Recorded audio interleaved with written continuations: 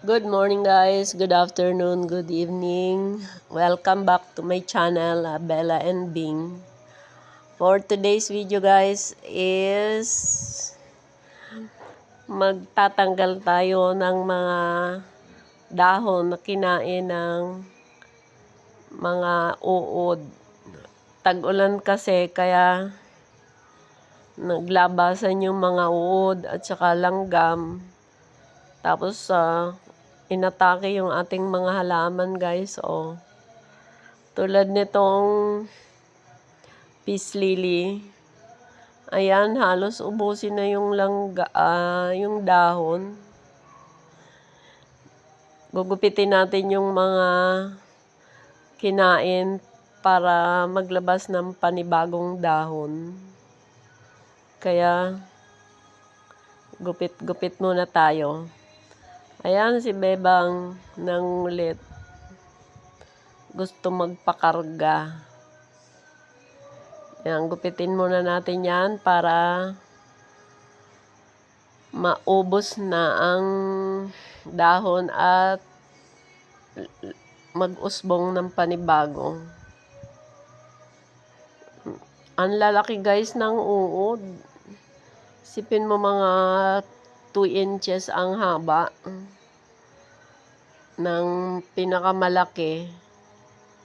Tapos mataba. So isang kainan lang yan is ubos. Isang ikot lang yan, ubos na yung isang dahon. Kaya ang bilis. Isang gabi ko lang yan na hindi nakita ganyan na ang nangyari. Katulad nitong isang araw lang nila yung kinain guys. Hindi ko lang nakita ng isang araw Ganyan na yung kinain nila. Mabuti na nga naagapan ko, hindi naubos yung dahon. Kaya ayan sayang, ang ganda-ganda na ng dahon. Maano siya. Mataba pa man din. Pati yung rose na tumubo sa tabi niya hindi pinalampas ng uod. Kaya lang hindi ko na guys nakita yung uod. Lumipat na. Gagawin natin na lang. Tanggalin, putulin. Ito naman. Meron din. Hindi rin pa nalampas gagawin natin yan. Tatanggalin natin ang mga pati yung triostar ko.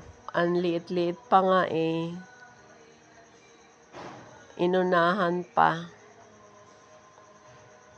Ayan Kaya mag-aano tayo guys. Magtatanggal ng mga kinain ng uod. Ayun, Syngonium ko na bonsai. Halos maubos nila yung dahon. Kaya nakaka-consume pang-spray ko lang guys is suka at saka joy. Yun lang siya para hindi harmful. Kasi hindi ko rin alam kung minsan lumalapit ang aso. Baka mamaya hindi pa nahuhulas yung gamot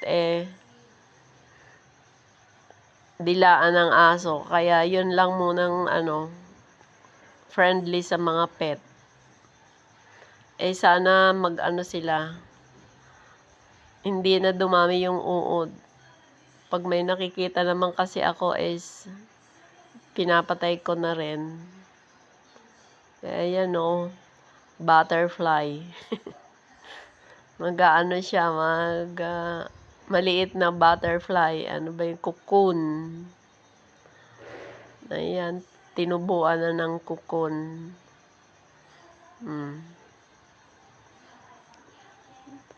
Pati yung pati yung, ang tawag dito, Homolomina or payaw. Hindi rin pinalampas kahit na Makati ang niya, ang dagta niya kinain pa rin nila. Pati yung saluyot ko guys, kita nyo, brown na ang kulay. Ang lalaki pa man din ang dahon. Ayan, ubos na yung dahon. Nagba-brown siya guys yung kinainan. Eto, dalawang insekto ang dumapo dito, yung mga lumilipad, ayan, yung stem niya may mga itim, parang pininturahan ng itim. Ito naman, inatake ng langgam, kaya ganyan, butas-butas. Kaya hindi ko makuhaan ng dahon, dahil butas-butas na kinain ng mga langgam, kaya wala talagang patawad. Ayan guys, ito na yung result niya after a few days. Ayan, meron na siyang bagong usbong na dahon. Kaya maganda na siya ulit. Wala nang bagong sira. Ito na rin yung Birkins ko guys. Wala na rin silang mga, kumbaga na-eradicate din ng suka at saka joy yung yung insekto. Ayan, wala na siya guys. Ito bagong suhi na siya Ayan yung pinagtanggalan ko. Ito rin, may bago na rin siyang suhi. Wala nang sira yung dahon. Ayan, may bago ng dahon siya na maliit.